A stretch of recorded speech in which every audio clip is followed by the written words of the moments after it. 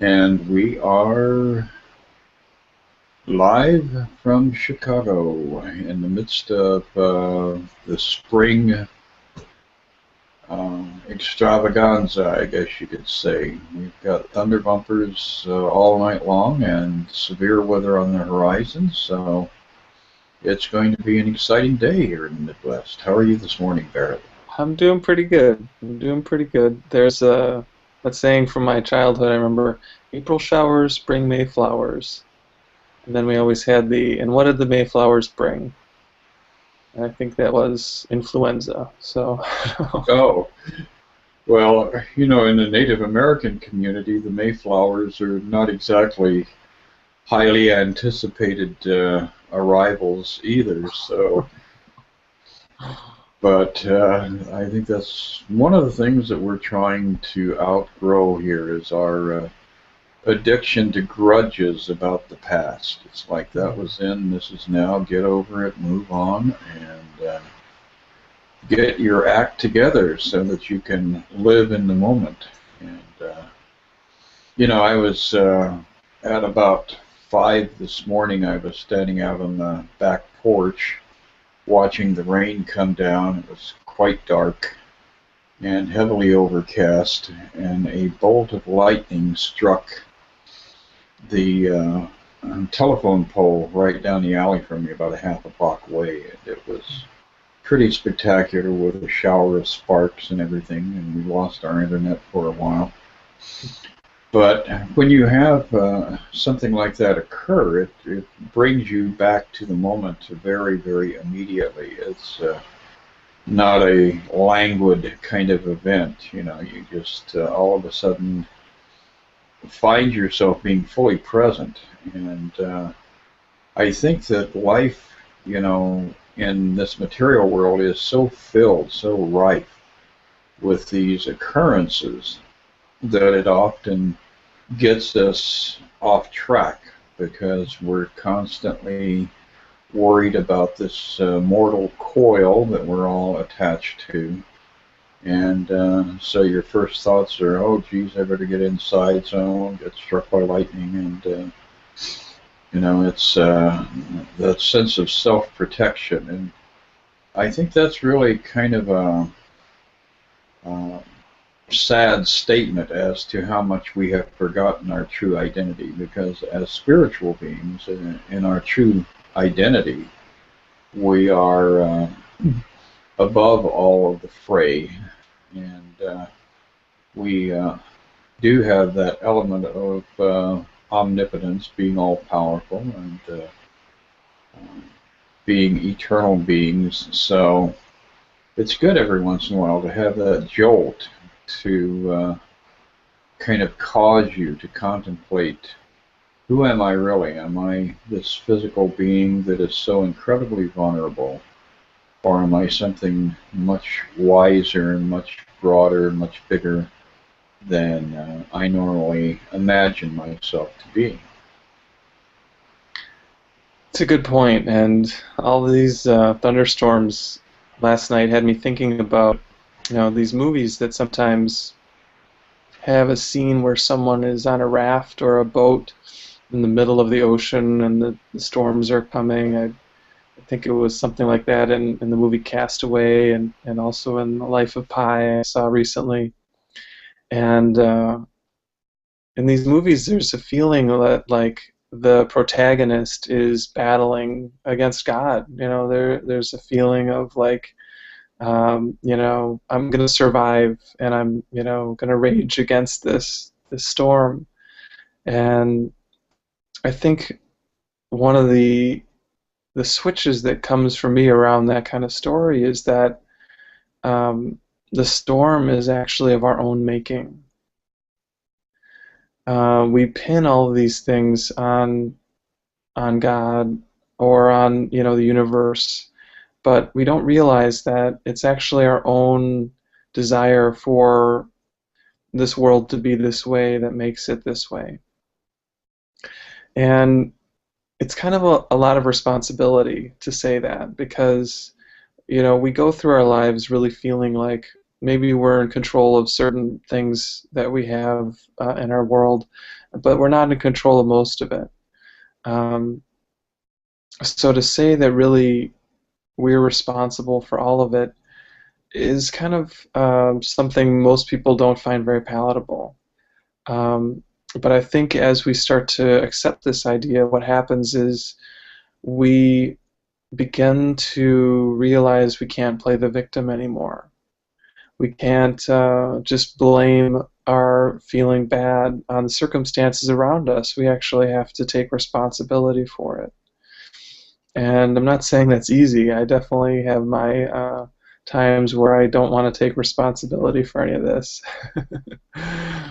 But I do think that it is our way to finding that sense of peace. It is the path, as the Course calls atonement, that leads us back to our true self. And I think that kind of fits in with this idea, which is our theme for today, which is tolerance. Tolerance is the third characteristic of the teacher of God. Again, we're kind of going through the 10 characteristics that are in the manual for teachers, talking about these aspects of who we are. And I think tolerance is interesting because, as we were discussing, Chris, Jesus talks about it in a little different way than we normally think of that word. So, yeah, you want to share more about that? Well, it's very interesting that you have just seen The Life of Pi, because that's a movie that I have a real fascination with, because it is rife with all of the illusions that we create on this realm. And you know, watching this poor soul stranded with a tiger in the back of the boat, slowly eating all of the members of his salvaged party at sea, is a very interesting and revealing set of images. And really, that, you know, you can weave that together with that idea of how we create a sense of good and bad, and staple it to everybody that comes into our life.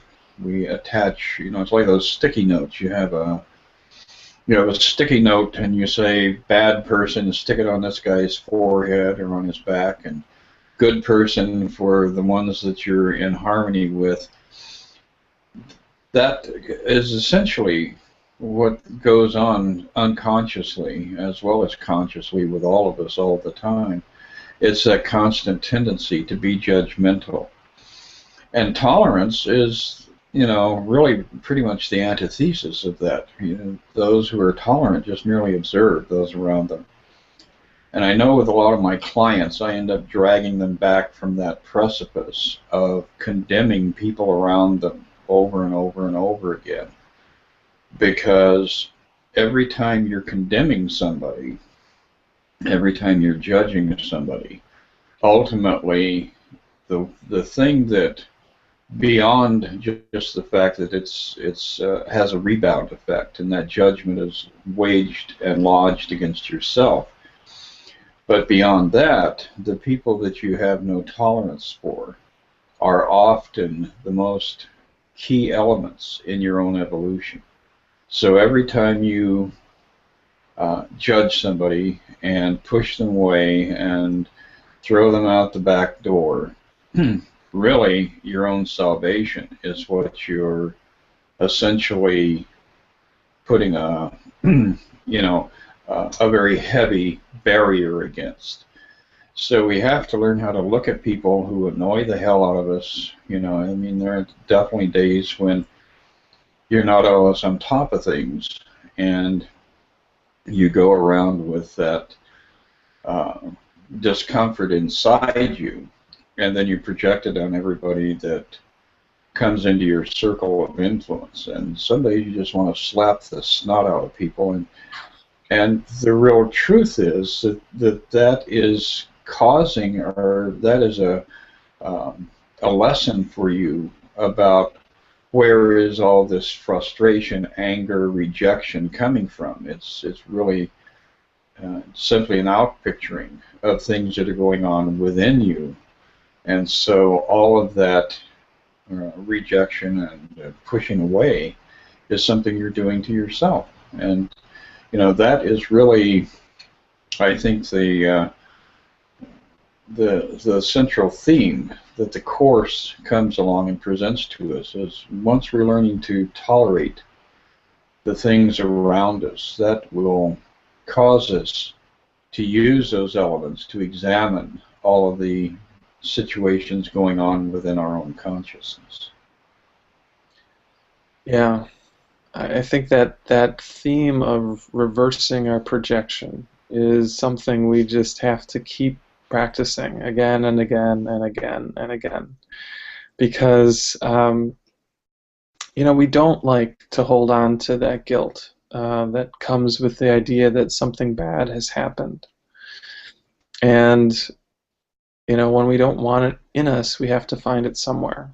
So it's going to attach to someone in our lives. It's going to attach to some circumstance, whether it's politics or workplace or family dynamics or anything else. We're going to find a way for that pain to be placed on someone or something outside of us. And when we're wanting to shake them straight, it's really our way of trying to deal with that pain that's inside of us. So when we're recalling the projection, we're all of a sudden given a new opportunity. We realize that the cause of our upset is not outside of us, it's actually within. But then the good news comes that ultimately there's no cause at all for our upset. This is the idea that duality never really occurred. The separation from our oneness is not really possible. We might experience it as real, we might believe that it's real in a really deep way, but that belief doesn't actually affect the truth. Oneness cannot be broken into multiple pieces. It would not be oneness. And this is really the good news, because it means that our home in the heart of God is still there for us to return to. No matter how dark the road gets or how long our path feels sometimes on our journey, we've never actually left our home in that oneness. And it's only a matter of our willingness, ultimately, for us to return to that state again. Exactly. And, one of the things that gets highlighted here in this, in the theme of the characteristics of God's teachers is that it starts off with the idea of trust, and then it goes to the idea of honesty, and then today's thought is working on tolerance.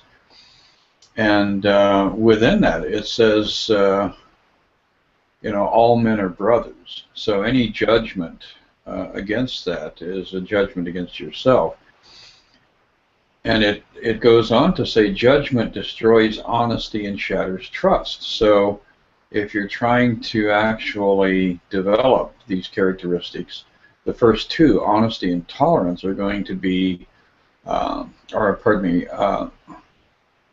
trust and honesty are going to be nuked if you don't have that ability to be tolerant and to rest yourself in that space of non-judgmental passage through the world.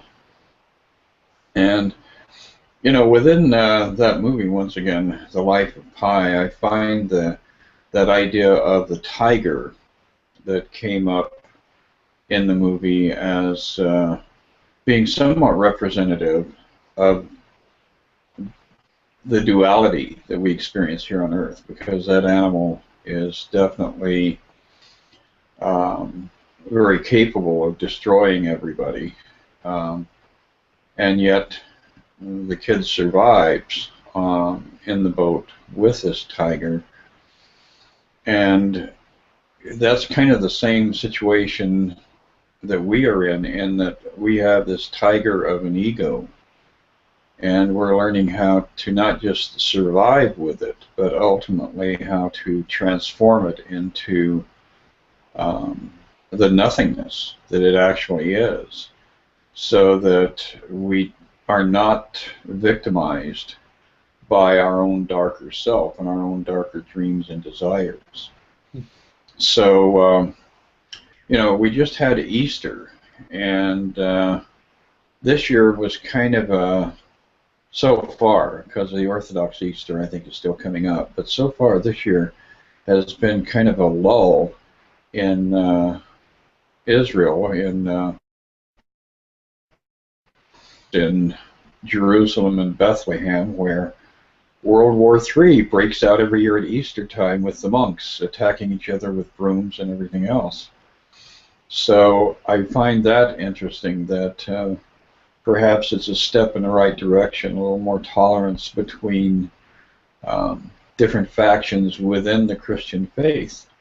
And I think that shows you how intolerance works, is that after you finish attacking everybody around you that is not of your faith, then you start segregating and attacking each other within your faith.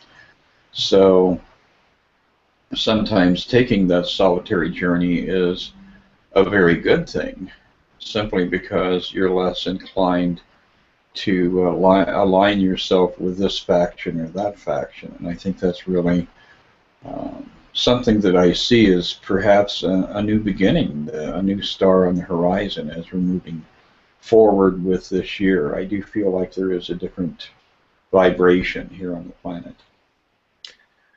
Yeah, that's interesting you note that. The ego has this tendency to divide and continue dividing. So, first it's one religion against another, but then, like you said, even within the religion that splits, and then, they're not happy with each other and they're attacking. And you can even see that in the Course in Miracles community. There are different factions and things like that. But the converse side of that is the Holy Spirit,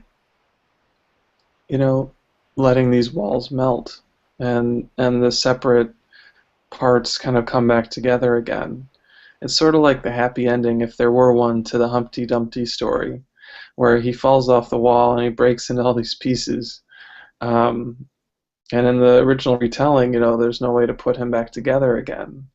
But in the bigger sense, that's what we're doing, is we're putting all the pieces back together again. We're realizing that there really was not the shattering, the separation that seemed to happen, and that all of our hearts are actually still together. It might seem like we've got all these different bodies that are doing all these different things, and sure, that movie's going to keep playing itself out for a while. But on a deeper level, there's a connection. There's I don't even connection's not the right word, because it implies like there's two things that are now joined. It's a deeper union than that. And that's really this state that we're all trying to reawaken to. It's this kind of perfect, placid, I don't know, it's almost like a warm blanket that covers all of us. And as we wake up to that, we realize that we never really left it. So I think that Easter for me is a symbol of that too. We have Jesus rising from the cross into his fullness, representing the way that we can all arise from our individual crucifixions into that fullness as well. And as he said, all of this you can do and more, or even greater. So it's not like he was, really that unique. I think he was really trying to help us to see that we're all in this together, and we don't need to be afraid of the shadows that we've been hiding from. So for me, there's just a great happiness around that, and I don't know, it just kind of comes home to roost right in the heart. It absolutely does. And, you know, another thought that Jesus shared with us um, was that admonition to be ye therefore perfect, even as your Father in heaven is perfect also. Boy, what a powerful statement that is. I think the entire New Testament could be surrendered to that one idea.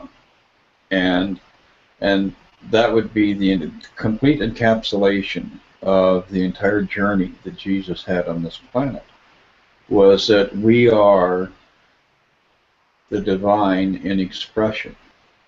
And when we restore ourselves to our true nature, when we just stop trying to be all the things that we're always trying to be, when we stop supporting the ego in its battle to be apart from the divine, to be apart from God, and we, experience that solitary moment of stillness where there is that reunion, that sense of perfection is slowly restored to us in tiny, tiny increments. So every time you can go within and reclaim that true part of who you actually are, reclaim your true identity in God, that's a step forward that not only affects you, but it affects every member of the sonship, or of the, of this creation that God created within itself. So that's, I've always thought that that was such a powerful theme. Even before I came across the Course in Miracles, that was one of the things that all stood out to me in the Bible, is that if we are in fact created in the image and likeness of God, then the truth of our being, the truth of our identity, is that we are God in expression. We are perfect. And we're living under a series of illusions and delusions that really don't give us any reward for our willingness to be protective of them. So again, that's, advancing that theme of the resurrection and the Easter event, and how we can approach the rest of this coming year with a new sense of purpose. And that purpose is to restore ourselves, not by working on restoring ourselves, but by simply stopping to being our false selves, to stop being the ego in tiny, tiny increments whenever you can. And that the beauty of that is that it's systemic. It doesn't just fix you, it fixes everybody within the collective. So instead of seeing 5 more billion years of slugging it out down here on planet Earth in these very dark conditions, every act of that atonement is going to shorten the journey collectively for all of us. And why die if you don't really need to die? But that seems to be our nature, to do that over and over and over again, because we're protecting that silly little sense of identity that we have generated in a moment of what would you call that? A lapse of sanity. That's right. That's the tiny mad idea, as Jesus tells us, which we remembered not to laugh. So we forgot to laugh. We forgot to have fun and realize it's not that serious. Now, for me, Jesus, he talks about how the crucifixion itself was a message of love. It was a teaching of love. And that doesn't make any sense unless you consider that he knew that none of this was happening. He knew that there was no attack, that there was no real condemnation, that nothing was really occurring even as his body was being crucified. Now, this is a high bar, you know. I think most of us would readily admit we're not at that place. But again, this is achievable. This is something that we can all set our sights on. And we can all come to that, as you were saying, Chris, by letting go of each grievance that comes to us, by letting go of each time that we're afraid, and letting go of each way that we think that someone else is taking away our peace. You know, when we stop falling for the ego's tricks, that's when we reclaim that real power. And that's when we can step into this acceptance that ultimately death is not what it seems. It's actually nothing more than just an idea that we have clung to, an idea that endings are possible. Now, the strange thing about that is that without endings there are also no beginnings, because in heaven nothing starts or stops. There's no borders, no limits. There's no time or space. There is simply that beautiful love effortlessly sharing with itself always. And it's beyond any concepts. It's something we can't grasp our mind around. But it is something that is ours to experience. And I think that's why in the manual Jesus says, the ego will provide you with many questions to which there are no answers. You know, only an experience will come to end your doubting. So seek only this, and do not let theology delay you. Yes, and don't allow your own intolerance to cause confusion, because every time you pass judgment, and you're caught in a trap, and you're also seeking good and trying to escape bad, and that's, you know, like the hamster in the little cage going round and round and round. So I guess we've come full circle today with that thought of learning to be less judgmental, and giving ample portions of tolerance to those around us. Hopefully that will be our primary focus as we advance now into this era of growth, and seeing spring come into its bounty, as we are surrounded by green instead of winter's white. No doubt, no doubt. All this rain will feed the plants and provide us with a beautiful spring. Absolutely. Well, Barrett, next week we'll be looking at the next step in this, which is gentleness, and that's going to be, I think, a worthy topic for us to examine in our own unique way. So I'll be expecting to gently connect with you a week from today. All right, sounds good, Chris. I'm looking forward to it. Great. Have a great week. Yeah, you too. Bye. Bye.